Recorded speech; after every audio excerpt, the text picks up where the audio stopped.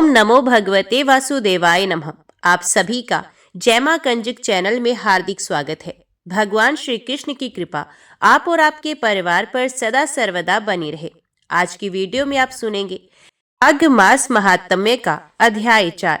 श्री वशिष्ठ जी कहने लगे कि हे राजन, अब मैं माघ के उस महात्म्य को कहता हूँ जो कार्तवीर्य के पूछने पर दत्तात्रेय जी ने कहा था। जिस समय साक्षात विष्णु के रूप श्री दत्तात्रेय सत्य पर्वत पर रहते थे, तब महेशमती के राजा सहस्त्र अर्जुन ने उनसे पूछा कि हे योगियों में श्रेष्ठ दत्तात्रेय जी, मैंने सब धर्म सुने, अब आप कृपा करके मुझे माघ मास का महात्म्य कहिए। तब दत्तात्रेय जी बोले, जो नारद जी से ब्रह्मा जी ने कहा था वही माघ महात्म्य मैं तुमसे कहता हूँ। इस कर्म भूमि भारत में जन्म लेकर जिसने माघ स्नान नहीं किया, उसका जन्म निष्फल गया। भगवान की प्रसन्नता, पापों के नाश और स्वर्ग की प्राप्ति के लिए माघ स्नान अवश्य करना चाहिए। यदि ये पुष्ट एवं शुद्ध शरीर माघ स्नान के बिना ही रह जाए तो इसकी रक्षा करने से क्या लाभ।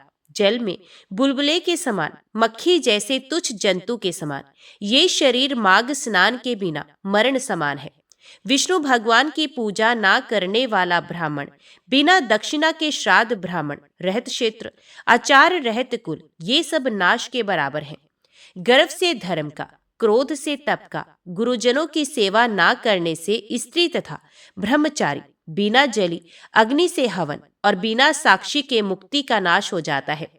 जीविका के लिए कहने वाली कथा, अपने ही लिए बनाए हुए भोजन की क्रिया, शूद्र से भिक्षा लेकर किया हुआ यज्ञ तथा कंजूस का धन, ये सब नाश के कारण है। बिना अभ्यास और आलस्य वाली विद्या, सत्यवाणी, विरोध करने वाला राजा, जीविका के लिए तीर्थ यात्रा, जीविका के लिए व्रत, संदेह युक्त मंत्र का जप, व्यग्रचित होकर जप करना, वेद ना जानने वाले को दान देना, संसार में नास्तिक मत ग्रहण करना, श्रद्धा बिना धार्मिक क्रिया, ये सब व्यर्थ है। और जिस तरह दरिद्र का जीना व्यर्थ है, उसी तरह माघ स्नान के बिना मनुष्य का जीना व्यर्थ है। ब्रह्मघाती, सोना चुराने वाला, मदिरा पीने वाला, गुरु पत्नी गामी और इन चारों की संगति करने वाला माघ स्नान से पवित्र होता है। जल कहता है कि सूर्य उदय से पहले जो मुझसे स्नान करता है, मैं उसके बड़े से बड़े पापों को नष्ट करता हूँ। महापातक भी स्नान करने से भस्म हो जाते हैं। माघ मास के स्नान का जब समय आ जाता है तो सब पाप अपने नाश के भय से कांप जाते हैं।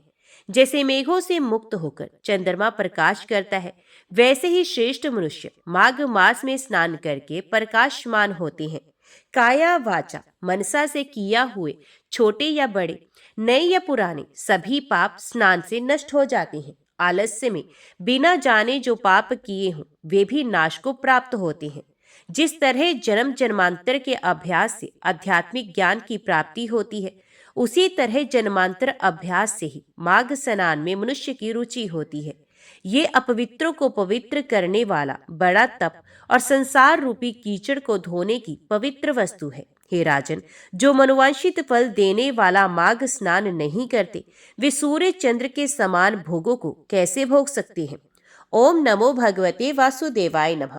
अभी श्रवण कीजिए श्रीमद् भागवत गीता के चौथे अध्याय का महात्म्य। श्री भगवान कहते हैं, प्रिय, अब मैं चौथे अध्याय का महात्म्य बताता हूँ, सुनो। भागीरथी के तट पर वाराणसी नाम की एक पुरी है। वहां विश्वनाथ जी के मंदिर में भरत नाम के एक योगनिष्ठ महात्मा रहते थे, जो प्रतिदिन आत्मचिंतन में तत्पर हो आदर पूर्वक गीता के चतुर्थ अध्याय का पाठ किया करते थे। उसके अभ्यास से उनका अंतकरण निर्मल हो गया था। वे शीत उष्ण आदि द्वंद्वों से कभी व्यथित नहीं होते थे। एक समय की बात है, वे तपोधन नगर की सीमा में स्थित देवताओं का दर्शन करने की इच्छा से भ्रमण करते हुए नगर से बाहर निकल गए। वहां बेर के 2 वृक्ष थे, उन्हीं की जड़ में वे विश्राम करने लगा। एक वृक्ष की जड़ में उन्होंने अपना मस्तक रखा और दूसरे वृक्ष के मूल में उनका एक पैर टिका हुआ था।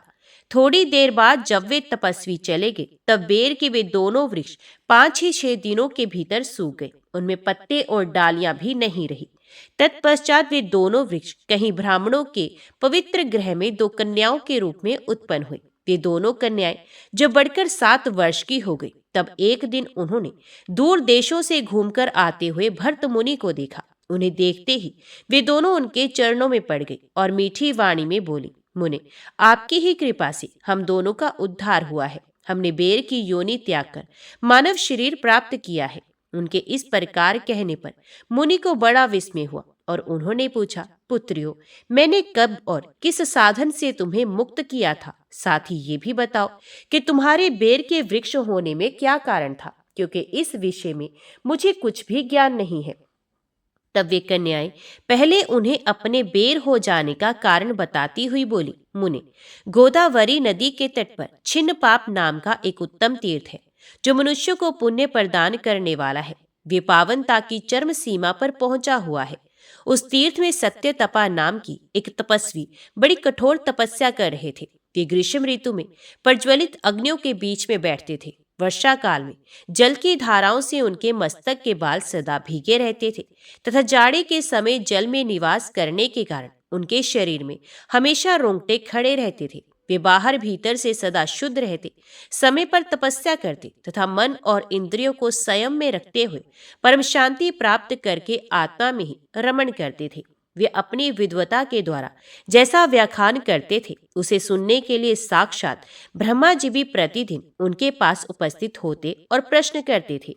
ब्रह्मा जी के साथ उनका संकोच नहीं रहा था, अतः उनके आने पर भी वे सदा तपस्या में मगन रहते थे।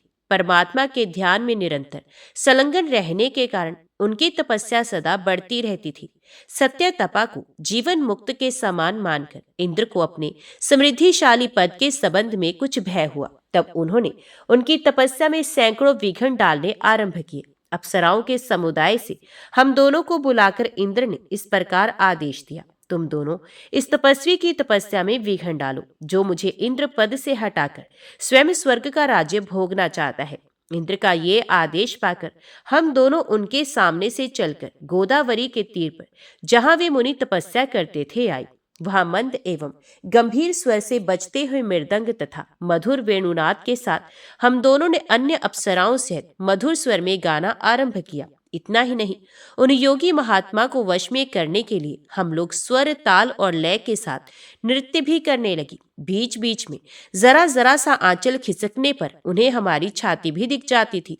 हम दोनों की उन्मत्त गति काम भाव का उद्दीपन करने वाली थी, किंतु उसने उन निर्विकार चित्त वाले महात्मा के मन में क्रोध का संचार कर दिया। तब उन्होंने हाथ में जल छोड़कर हमें क्रोधपूर्वक छाप दिया, अरे तुम दोनों गंगा जी के तट पर बेर के वृक्ष हो जाओ।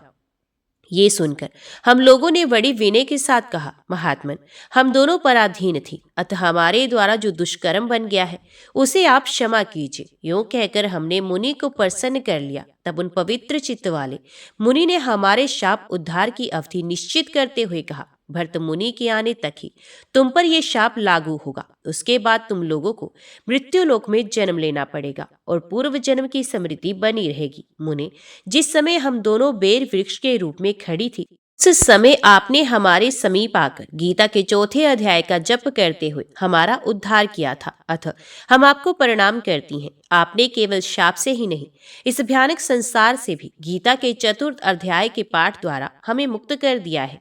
श्री भगवान कहते हैं, उन दोनों के इस प्रकार कहने पर मुनि बहुत ही प्रसन्न हुए और उनसे पूजित हो विदा लेकर जैसे आए थे वैसे ही चले गए तथा वे कन्याएं भी बड़े आदर के साथ प्रतिदिन गीता के चतुर्थ अध्याय का पाठ करने लगी, जिससे उनका उद्धार हो गया। ओम नमो भगवते वासुदेवाय नमः। स्मरण करने पर, संतुष्ट करने पर, पूजा करने पर भगवान का भक्त अनायास ही चांडाल तक को भी पवित्र कर देता है। पुंडरीक जी ऐसे ही महाभागवत हो गए हैं। पुंडरीक का जन्म ब्राह्मण कुल में हुआ था। वे वेद शास्त्रों के ज्ञाता, तपस्वी, स्वाध्याय प्रेमी, इंद्रिय विजयी एवं क्षमाशील थे। वे त्रिकाल संध्या करते थे, प्रातः सायं विधि पूर्वक अग्निहोत्र करते थे। बहुत दिनों तक उन्होंने गुरु की श्रद्धा पूर्वक सेवा की थी और नियमित प्राणायाम तथा भगवान विष्णु का चिंतन तो वे सर्वदा करते ही रहते थे।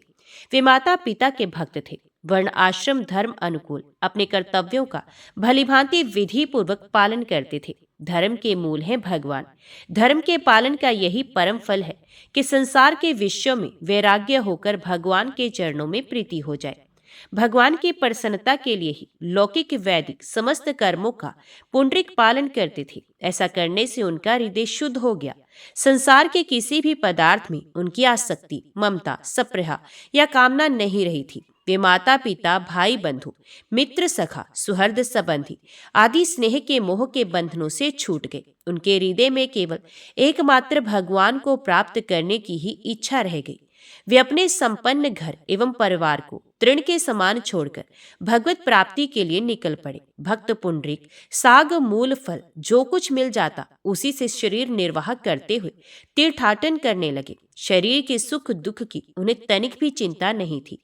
वे तो अपने प्रियतम प्रभु को पाना चाहते थे। घूमते घूमते वे शालिग्राम नामक स्थान पर पहुंचे। ये स्थान रमणीक था, पवित्र था। यहाँ अच्छे तत्व ज्ञानी महात्मा रहते थे। अनेक पवित्र जलाशय थे। पुंडरीक ने इन तीर्थ कुंडों में स्नान किया। उनका मन यहाँ लग गया। यहीं रहकर अब वे भगवान का निरंतर ध्यान करने लगे। उनका हृदय भगवान के ध्यान से आनंद मगन हो गया। वे हृदय में भगवान का दर्शन पाने लगे। अपने अनुरागी भक्तों को दया में भगवान सदा ही स्मरण रखते हैं। प्रभु ने देवऋषि नारद जी को पुंडरीक के पास भेजा कि वे उसे भोले भाले भक्त के भाव को और पुष्ट करें। श्री नारद जी परमार्थ के तत्वज्ञ एवं भगवान के हृदय स्वरूप हैं। वे सदा भक्तों पर कृपा करने, उन्हें सहायता पहुंचाने को उत्सुक रहते हैं। भगवान की आज्ञा से हर्षित होकर वे शीघ्र ही पुंडरीक के पास पहुंचे। साक्षात सूर्य के समान तेजस्वी वीणा बजाकर हरि गुण गान करते हुए देवऋषि को देखकर पुंडरीक उठकर खड़े हो गए। उन्होंने साष्टांग प्रणाम किया। देवऋषि के तेज को देखकर वे चकित रह गए। संसार में ऐसा तेज मनुष्य में सुना भी नहीं जाता। पूछने पर नारद जी ने अपना परिचय दिया। देवऋषि को पहचान कर पुंडरीक को हर्ष का पार नहीं रहा। उन्होंने नारद जी की पूजा करके बड़ी नम्रता से प्रार्थना की, प्रभु, मेरा आज परम सौभाग्य है जो मुझे आपके दर्शन हुए। आज मेरे सब पूर्वज तर गए। अब आप अपने इस दास पर कृपा करके ऐसा उपदेश करें जिससे इस संसार सागर में डूबते इस अधम का उद्धार हो जाए। आप तो भगवान के मार्ग पर चलने वालों की एकमात्र गति हैं। आप इस दीन पर दया करें। पुंडरीक की अपमान रहित सरल वाणी सुनकर देवऋषि ने कहा, द्विजोत्तम, इस लोक में अनेक प्रकार के मनुष्य हैं और उनके अनेक मत हैं। नाना तर्कों से वे अपने मतों का समर्थन करते हैं। मैं तुमको परमार्थ तत्व बताता हूँ। ये तत्व सहज ही समझ में नहीं आता। तत्ववेत्ता लोग प्रमाण द्वारा ही इसका निरूपण करते हैं। मूर्ख लोग ही प्रत्यक्ष तथा वर्तमान प्रमाणों को मानते हैं। वे अनागत तथा अतीत प्रमाणों को स्वीकार नहीं करते। मुनियों ने कहा कि जो पूर्व रूप है, परंपरा से चला आता है, वही आगम है। जो कर्म फल तत्व, विज्ञान, दर्शन और विभु है, जिसमें ना वर्ण है ना जाति, जो नित्य आत्म संवेदन है, जो सनातन, अतीन्द्रिय, चेतन, अमृत, अज्ञेय, शाश्वत, अज, अविनाशी, अव्यक्त, व्यक्त, व्यक्त में विभु और निरंजन है, वही द्वितीय आगम है। वही चराचर जगत में व्यापक होने से विष्णु कहलाता है। उसी के अनंत नाम है। परमार्थ से विमुख लोग उस योगियों के परमार्थ आराध्य तत्व को नहीं जान सकते। ये हमारा मत है। यह केवल अभिमान ही है। ज्ञान तो शाश्वत और सनातन है।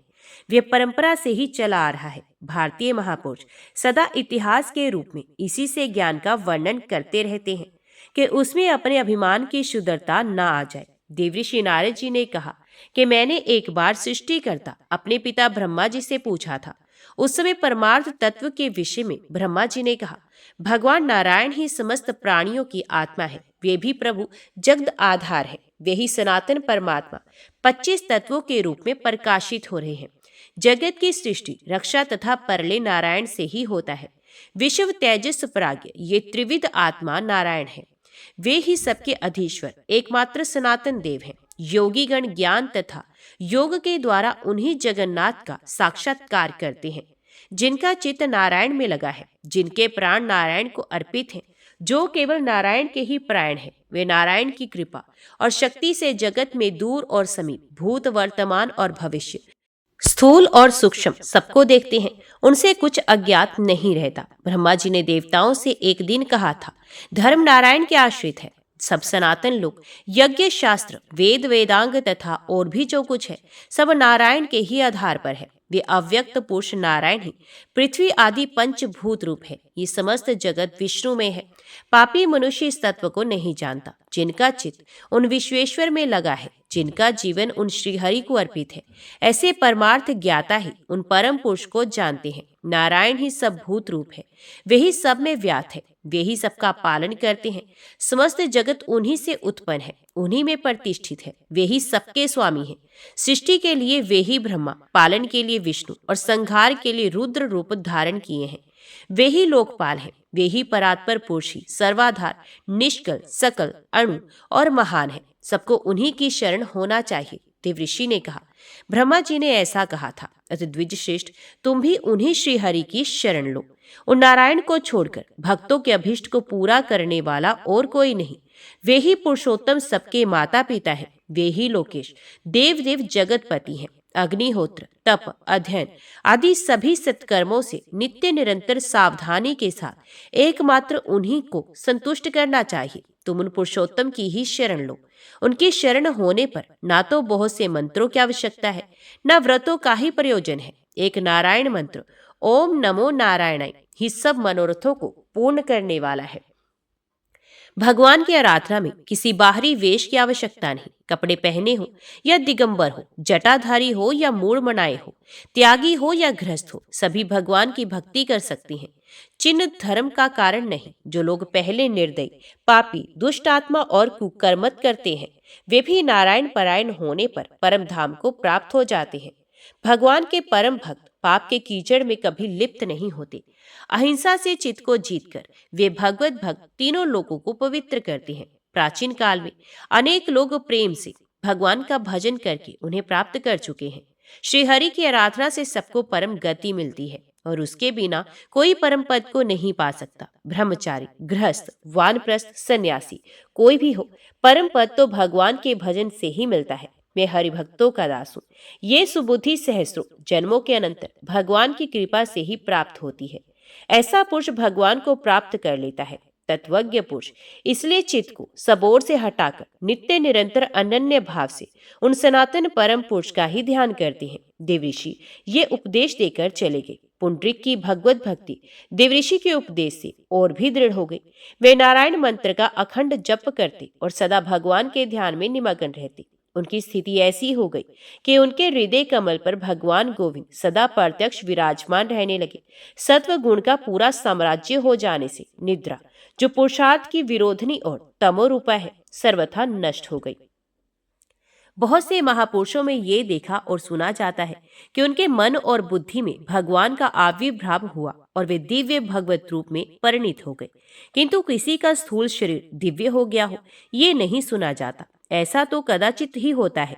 पुंडरीक में यही लोकोत्तर अवस्था प्रकट हुई। उनका निष्पाप देह श्याम वर्ण का हो गया, 4 भुजाएं हो गई, उन हाथों में शंख चक्र गदा पद्म आ गए, उनका वस्त्र पीतांबर हो गया, एक तेजो मंडल ने उनके शरीर को घेर लिया। पुंडरीक से वे पुंडरीकाक्ष हो गए। वन के सिंह, व्याघ्र आदि क्रूर पक्षी भी उनके पास अपना परस्पर का सहज वैर भाव भूलकर एकत्रित हो गए और प्रसन्नता प्रकट करने लगे। नदी, सरोवर, वन, पर्वत, वृक्ष, लताएं सब पुंडरीक के अनुकूल हो गए। सब उनकी सेवा के लिए फल, पुष्प, निर्मल जल आदि प्रस्तुत करने लगे। पुंडरीक भक्त वत्सल भगवान की कृपा से उनके अत्यंत प्रिय पात्र हो गए। प्रत्येक जीव, प्रत्येक जड़ चेतन उस परम वंदनीय भक्त की सेवा से अपने को कृतार्थ करना चाहता था। पुंडरीक के मन बुद्धि ही नहीं, शरीर भी दिव्य भगवत स्वरूप हो गया था। तथापि दया में करुणा सागर प्रभु भक्त को परम पावन करने, उसे नेत्रों का चरम लाभ देने उसके सामने प्रकट हो गए। भगवान का स्वरूप, उनकी शोभा, उनकी अंग कांति जिस मन में एक झलक दे जाती है, वे मन वह जीवन धन्य हो जाता है। उसका वर्णन कर सके इतनी शक्ति कहाँ किस में है। पुंडरीक भगवान के अचिंत्य सुंदर दिव्य रूप को देखकर प्रेम विवल हो गए। भगवान के श्री चरणों में प्रणिपात करके भरे कंठ से उन्होंने स्तुति की। स्तुति करते करते प्रेम के वेग से पुंडरीक की वाणी रुद्ध हो गई। भगवान ने पुंडरीक को वरदान मांगने के लिए कहा। पुंडरीक ने विनय पूर्वक उत्तर दिया, भगवान कहाँ तो मैं दुर्बुद्धि प्राणी और कहाँ आप सर्वेश्वर सर्वज्ञ, मेरे परम सुहृद स्वामी।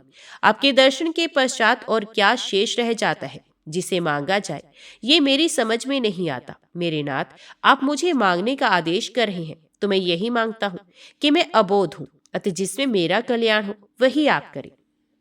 भगवान ने अपने चरणों में पड़े पुंडरीक को उठाकर हृदय से लगा लिया और वे बोले, वत्स, तुम मेरे साथ चलो, तुम्हें छोड़कर अब मैं नहीं रह सकता। अब तो मेरे धाम में समीरे समीप मेरी लीला में सहयोग देते हुए निवास करो। भगवान ने पुंडरीक को अपने साथ गरुड़ पर बैठा लिया और अपने नित्य धाम में ले गए। प्राचीन काल में भरत नाम के एक महान प्रतापी एवं भगवत भक्त राजा हो गए हैं, जिनके नाम से ये देश भारतवर्ष कहलाता है।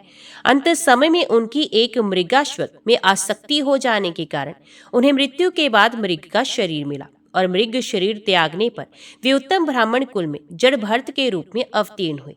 जड़ भरत के पिता अंगिरस गोत्र के वेद पाठी ब्राह्मण थे और बड़े सदाचारी एवं आत्मज्ञानी थे। वे शम दम संतोष क्षमा नम्रता आदि गुणों से विभूषित थे और तप दान तथा धर्म आचरण में रत रहते थे।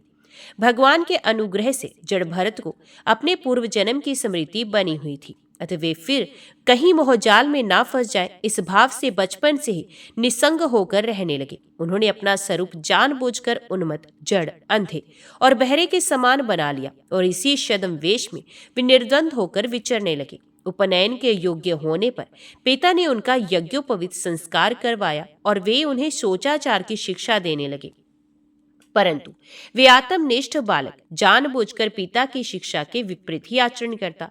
ब्राह्मण ने उन्हें वेदाध्ययन कराने के विचार से पहले 4 महीनों तक विहरती प्रणव और शिर के सहित त्रिपदा गायत्री का अभ्यास कराया, परंतु इतने दीर्घ काल में वे उन्हें स्वर आदि के सहित गायत्री मंत्र का उच्चारण भी ठीक तरह से नहीं करा सके। कुछ समय बाद जड़ भरत के पिता अपने पुत्र को विद्वान देखने की आशा को मन में ही लेकर इस असार संसार से चल बसे और इनकी माता इन्हें तथा इनकी बहन को इनकी सौतेली माँ को सौंपकर स्वयं पति का सहगमन कर पतिलोक को चलेगी। पिता का परलोक वास हो जाने पर इनके सौतेले भाइयों ने, जिनका आत्म विद्या की ओर कुछ भी ध्यान नहीं था और जो कर्म कांड को ही सब कुछ समझते थे, इन्हें जड़ बुद्धि एवं निकम्मा समझकर पढ़ाने का अनुग्रह ही छोड़ दिया। जड़ भरत जी भी जब लोग इनको स्वरूप को ना जानकर इन्हें जड़ उन्मत्त आदि कहकर इनकी अवज्ञा करते, तब उन्हें जड़ और उन्मत्त का सा ही उत्तर देते। लोग इन्हें जो कोई भी काम करने को कहते उसे ये तुरंत कर देते, कभी बेगार में, कभी मजदूरी पर, किसी समय भिक्षा मांगकर और कभी बिना उद्योग किए ही जो कुछ बुरा भला अन्न इन्हें मिल जाता उसी से ये अपना निर्वाह कर लेते थे। स्वाद की बुद्धि से तथा इंद्रियों की तृप्ति के लिए कभी कुछ नहीं खाते थे, क्योंकि उन्हें ये बोध हो गया था कि स्वयं अनुभव रूप आनंद स्वरूप आत्मा मैं हूँ और मान अपमान जय पराजय आदि द्वंद्वों से उत्पन्न होने वाले सुख दुख से वे सर्वथा अतीत थे। वे सर्दी गर्मी वायु तथा बरसात में भी वृषभ के समान सदा नगन रहते। इससे उनका शरीर पुष्ट और दृढ़ हो गया था। वे भूमि पर शयन करते, शरीर में कभी तेल आदि नहीं लगाते तो और स्नान भी नहीं करते थे, जिससे उनके शरीर पर धूल जम गई थी और उनके उस मलिन वेश के अंदर उनका ब्रह्म तेज उसी प्रकार छिप गया था जैसे हीरे पर मिट्टी जम जाने से उसका तेज प्रकट नहीं होता। वे कमर में एक मैला सा वस्त्र लपेटे रहते और शरीर पर एक मैला सा जनेऊ डाले रहते, जिससे लोग इन्हें जाति मात्र का ब्राह्मण अथवा अधम ब्राह्मण समझकर इनका तिरस्कार करते, परंतु ये इसकी तनिक भी परवाह नहीं करते थे। इनके भाइयों ने जब देखा कि ये दूसरों के यहाँ मजदूरी करके पेट पालते हैं, तब उन्होंने लोक लज्जा से इन्हें धान के खेत में क्यारी इकसार करने के कार्य में नियुक्त कर दिया, किंतु कहाँ मिट्टी अधिक डालनी चाहिए और कहाँ कम डालनी चाहिए इसका इन्हें बिल्कुल ध्यान नहीं रहता और भाइयों के दिए हुए चावल के दानों को, खल को, भूसी को, घुने हुए उर्द और बर्तन में लगी हुई अन्न की खुरचन आदि को बड़े प्रेम से खा लेते। एक दिन किसी लुटेरों के सरदार ने संतान की कामना से देवी भद्रकाली को नर बलि देने का संकल्प किया। उसने इस काम के लिए किसी मनुष्य को पकड़कर मंगवाया, किंतु वे मरण भय से इनके चंगुल से छूटकर भाग गया। उसे ढूंढने के लिए उसके साथियों ने बहुत दूर धूप की, परंतु अंधेरी रात में उसका कहीं पता न चला। अकस्मात देवयोग से उनकी दृष्टि जड़ भरत जी पर पड़ी, जो एक टांग पर खड़े होकर हरिण सुअर आदि जानवरों से खेत की रखवाली कर रहे थे। इन्हें देखकर वे लोग बहुत प्रसन्न हुए और ये पुरुष पशु उत्तम लक्षणों वाला है, इसे देवी की भेंट चढ़ाने से हमारे स्वामी का कार्य अवश्य सिद्ध होगा।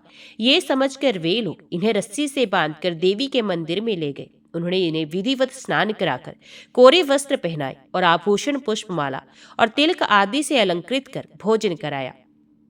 फिर गान, स्तुति एवं मृदंग तथा मजीरों का शब्द करते हुए इन्हें देवी के आगे ले जाकर बैठा दिया। तदंतर पुरोहित ने उस पशु के रुधिर रूप मध्य से देवी को तृप्त करने के लिए मंत्रों से अभिमंत्रित किए हुए कराल खड़ग को उठाया और चाहा कि एक ही हाथ से उसका काम तमाम कर दे। इतने में ही उसने देखा कि मूर्ति में से बड़ा भयंकर शब्द हुआ और साक्षात भद्रकाली ने मूर्ति से प्रकट होकर पुरोहित के हाथ से तलवार छीन ली और उसी से उन पापी दुष्टों के सर काट डाले। एक दिन की बात है, सिंधु वोसीर देशों का राजा रहुगण तत्वज्ञान प्राप्त करने की इच्छा से कपिल मुनि के आश्रम को जा रहा था। इक्षुमती नदी के तीर पर पालकी उठाने वालों में एक कहार की कमी पड़ गई। देवयोग से महात्मा जड़भरत जी आ पहुंचे। कहारों ने देखा कि ये मनुष्य हट्टा कट्टा, नौजवान और गठीले शरीर का है, अतः ये पालकी ढोने में बहुत उपयुक्त होगा। इसलिए उन्होंने इनको जबरदस्ती पकड़कर अपने में शामिल कर लिया। पालकी उठाकर चलने में हिंसा न हो जाए, इस भय से ये बाण भर आगे को पृथ्वी को देखकर वहां कोई कीड़ा, चींटी आदि तो नहीं है, ये निश्चय करके आगे बढ़ते थे। इस कारण इनकी गति दूसरे पालकी उठाने वालों के साथ एक सरीखी नहीं हुई और पालकी टेढ़ी होने लगी। तब राजा को उन पालकी उठाने वालों पर बड़ा क्रोध आया और वे उन्हें डांटने लगा। इस पर उन्होंने कहा कि हम लोग तो ठीक चल रहे हैं, ये नया आदमी ठीक तरह से नहीं चल रहा है। ये सुनकर राजा रहुगण, यद्यपि उनका स्वभाव बहुत शांत था, क्षत्रिय स्वभाव के कारण कुछ तमतमा उठे और जड़भरत जी के स्वरूप को ना पहचान बुरा भला कहने लगे।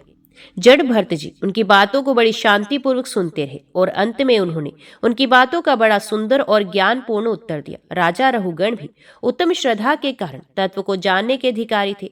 जब उन्होंने इस प्रकार का सुंदर उत्तर उस पालकी ढोने वाले मनुष्य से सुना, तब उनके मन में ये निश्चय हो गया कि हो ना हो ये कोई छद्मवेशधारी महात्मा है। अतः वे अपने बड़प्पन के अभिमान को त्याग कर तुरंत पालकी से नीचे उतर पड़े और लगे उनके चरणों में गिरकर गिड़गिड़ाने और क्षमा मांगने।